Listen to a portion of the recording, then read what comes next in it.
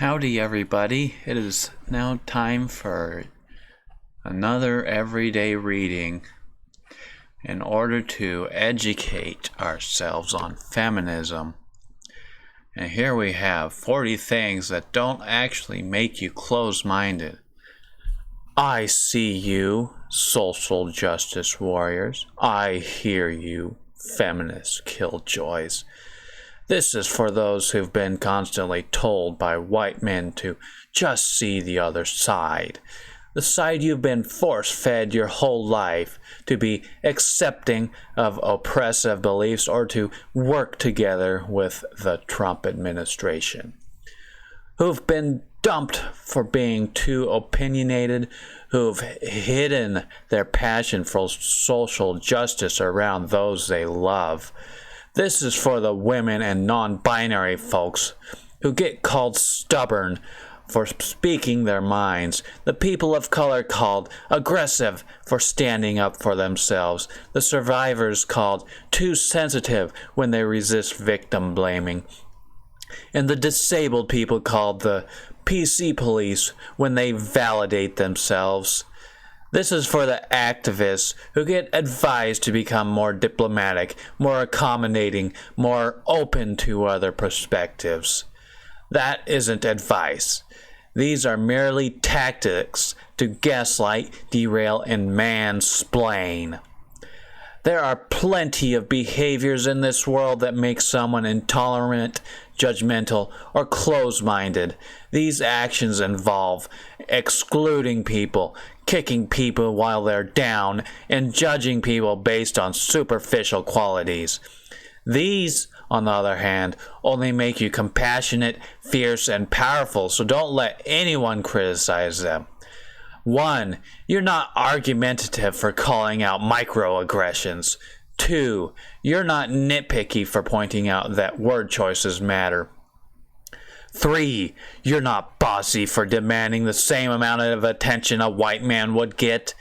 4. You're not thin-skinned for being hurt by offensive language. 5. You're not picky for breaking up over sexist or racist behaviors. 6. You're not uncooperative for refusing to eat meat because it goes against your morals. 7. You're not nasty for pointing out that a presidential candidate didn't pay his taxes.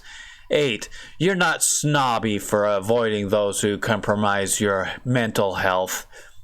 9. You're not domineering for claiming authority on the struggles of a group you belong to. 10. You're not putting yourself in a bubble by ignoring devil's advocate arguments you've heard 1,000 times or blocking trolls on Twitter. 11. You're not undermining free speech by protesting a speaker who is responsible for oppressive policies. 12. You're not violent for defending yourself. 13. You're not sexist for criticizing men. 14. You're not racist for criticizing white people. 15. You're not antagonistic for calling bigots what they are. 16. You're not demanding for requesting that people call you by the correct pronouns. 17. You're not man-hating for acknowledging that men are responsible for the majority of violence against women. 18. You're not out of touch with reality for affirming that there are more than two genders. 19. You're not a bad friend for challenging your friends to do better. 20. You're not a traitor to women for calling BS on white feminism. 21. You're not a bad partner for making your significant other aware of the toxic masculinity they've internalized. 22. You're not bullheaded for refusing to see the other side when the other side is oppressive. 23. You're not vengeful for reporting sexual harassment. 24. You're not aggressive for doing whatever it takes to defend your physical boundaries. 25. You're not too serious for wanting to talk about social justice on a first date. 26. You're not lacking a sense of humor because you can't laugh at rape jokes. 27. You're not too sensitive for suffering when others suffer.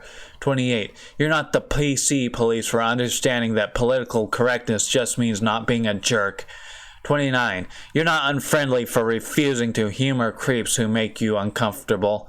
30. You're not unsympathetic for losing patience with male tears and white guilt. 31. You're not imposing for trying to impose the morals of basic kindness and respect on others. 32. You're not prejudiced for being wary of groups of people who've belittled and abused you. 33.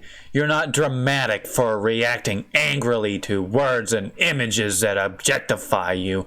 34. You're not selfish for limiting the amount of time you spend educating privileged people about oppression.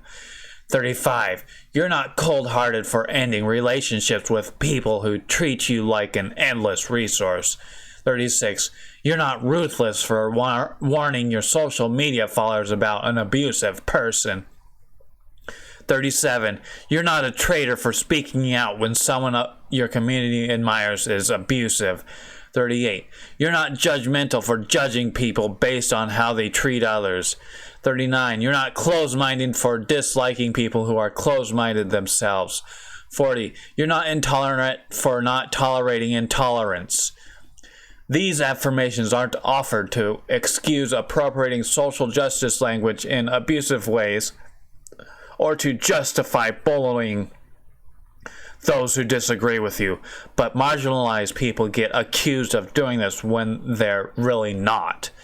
That's why we have to consider the politics behind which voices get silenced and which get defended as free speech.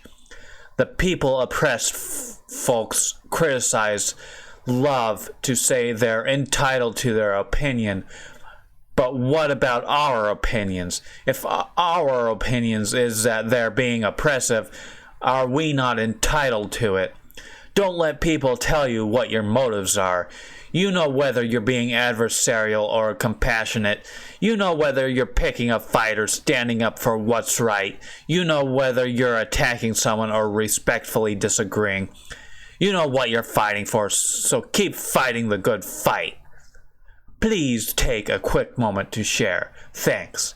And also, this site might shut down in May. Please help save everyday feminism.